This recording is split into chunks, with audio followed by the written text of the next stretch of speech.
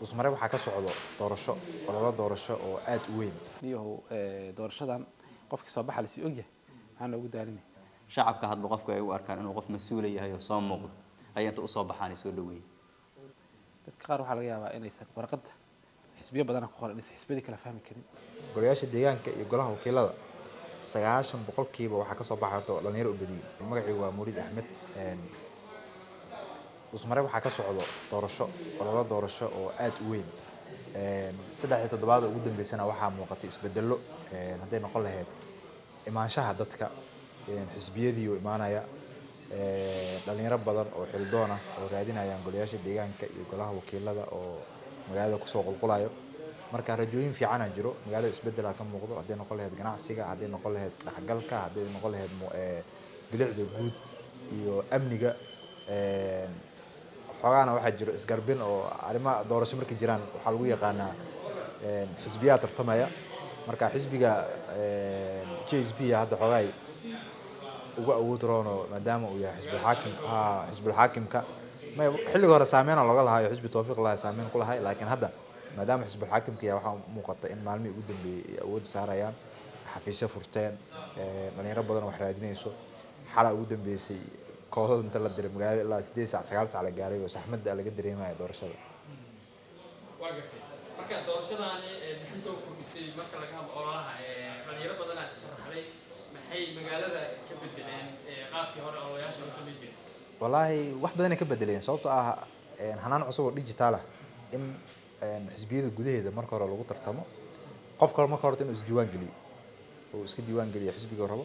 xisbi walbana wuxuu leeyahay shuruuc gooni ah xisbiga JSP hadda oo ah xisbiga ugu weyn asaga waxay hadafkiisa tahay in horta qof walba isdiiwaan geli karo kuraasta marka doorashada laba doorasho isaaran doorashada golaha deegaanka cid walba u tartami kartay dhaheen oo waa doorasho furan dumarkana waxaa loo sameeyay liis xiran oo qoondada dumarka golaha deegaanka golaha wakiiladana already wasaaradda arrimaha gudaha galmudug shaacisaba qabiiladii iyo si u kala qaadanayaan kuraasi yihiin sidii ay processka loo marayo oo qofka marka hore uu tartama wuxuu linki u buuxsanaa dad uu ku soo darsanaa kadibna wuxuu bixinaa khidmad xisbiga u qoondeeyay haddana wajiga ugu dambeeyo kala saarista socdo marka chance xisbiyada dhexdeeda xisbiyada kale tan ayagana qaabay wax ku xushaan marka meel fiican ku socotaa waa qaabka odayaasha in laga gudbiyo qaab macquul oo laftigeeda in la qabsado waqti u baahan okay waa gartay xisbul xaakimka madaxweynaha wadaan oo go'aanna loo tanaasulay madaxweynaha hore u tanaasulay u dhahay marka dad badan waxay aaminsan yihiin waa waxa socda waa khiyaali oo nin doorto waayo oo waa iska simbiray heesa badan baraha bulshada qaleyshaas qoray marka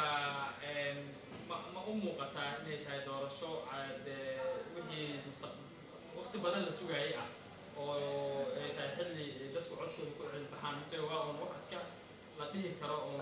waa jilleen oo go'aan siyaasadeed meel yaala oo lagu xalaalay ma horta waxaan ugu cusub waxa la yiraahdo horta qof iyo codka doorashada maanta doorashada markay ku cusub tahay qolaba si u aragtaa hadda caqabada ugu weyn oo taagan waxa waaye dadkii hanaana laga guuray hanaana loo guuray hanaanka cusbaayo loo guurana faham fiican lagama haysto aniga caqabadaasna waxaan ku eedeyn karaa dawladda federaalka sababtoo ah ma aysan sameyn wacyigelin badan xisbiga dhexdiisana hadda xisbiyada kale tan madaxweyne ma tartami kartiin cidda ma laha laakiin xisbiga JSP inuu inta isku laabtay madaxweyne hore joogay dhaheen xisbiga u tartamay ay tanaasuliyeen rag kale oo la socdana la tanaasuliyay xisbiga JSP na yiraahdo liibaana u sharax muuqata ma ahan hadda xisbiyada kale cid yar waxaan sharaxan karaan qof u diidan ma laha laakiin Soomaalida hadda waxa ku taqaanaa mar walba wax iska qabaan ma dhamaato dhaliisha marka madaxweynaha cid walba la tartamayso xisbiyo kale arkayo xisbi la yiraahdo karaame hadaan qaldaneen oo shaqul baladka gaalkacyo iska sharaxay maanta sincad imaanay musharax madaxweyne sincad oo isna musharaxiisa watan maanta imaanayaan musharaxiin kalena waa maqlaay marka xogaa waxa keenaya nin doorta in la dhaho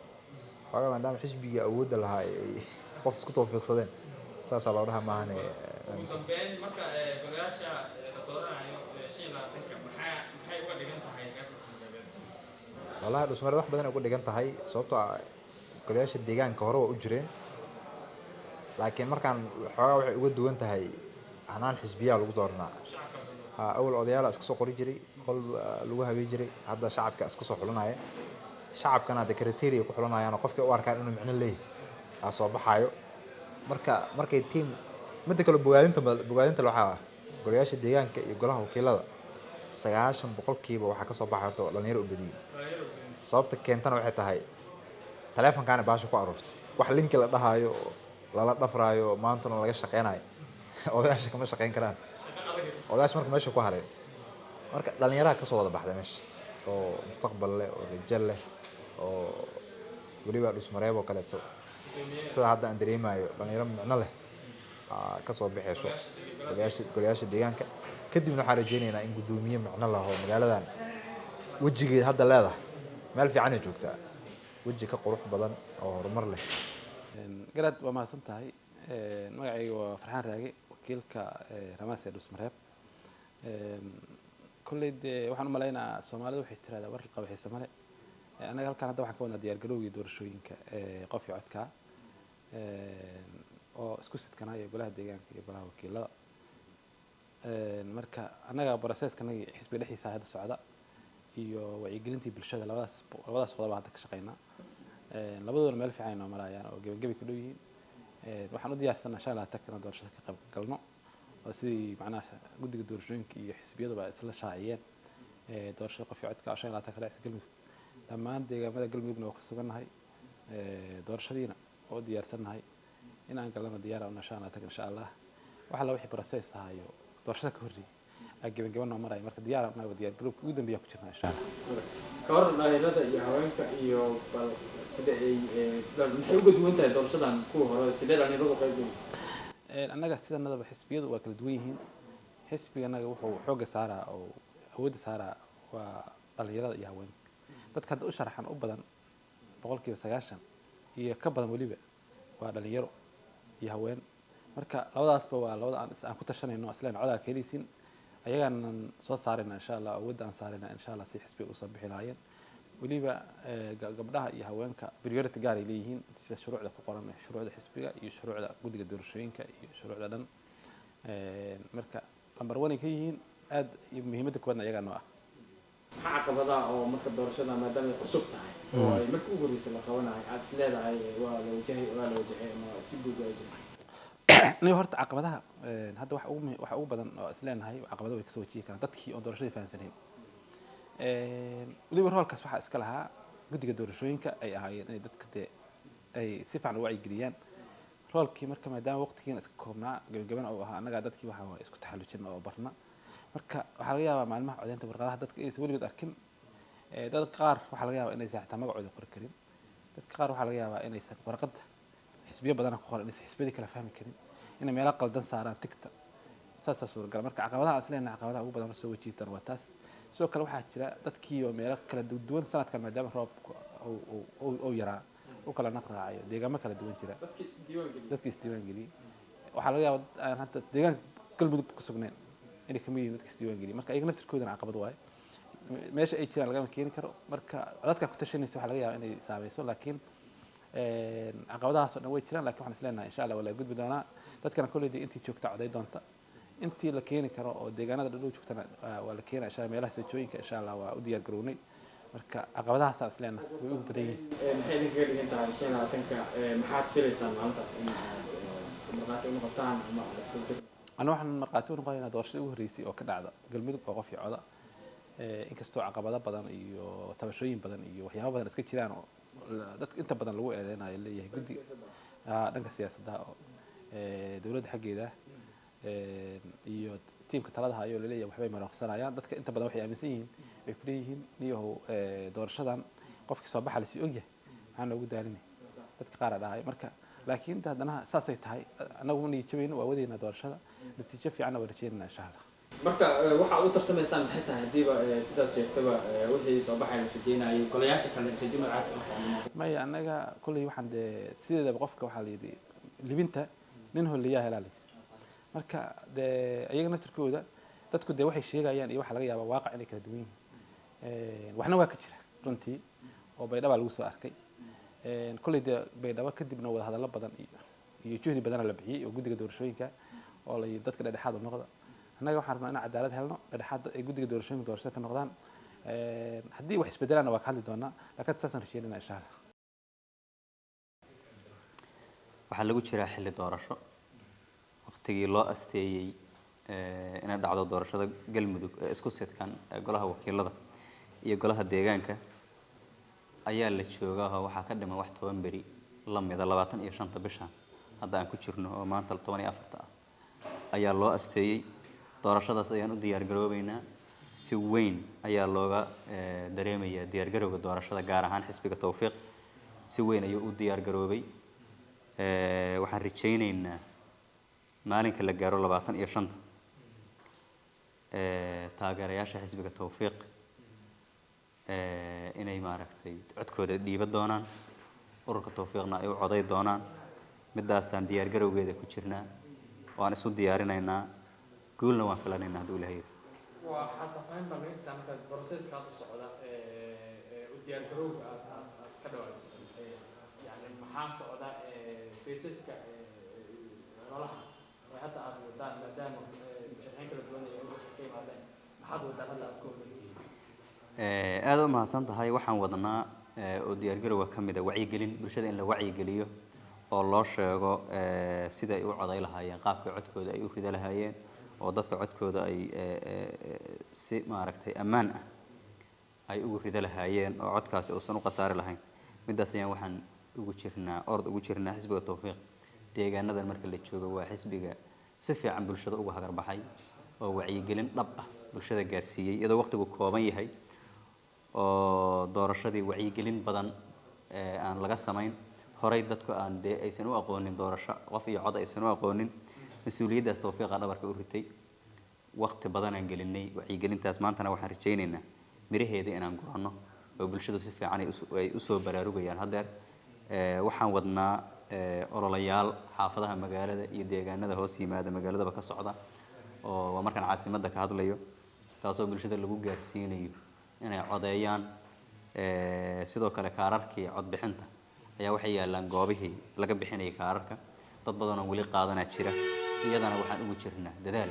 sidii kaararkaas dadkooda ay ku gaari lahaayeen anagoo kala shaqaynayna guddiga doorashooyinka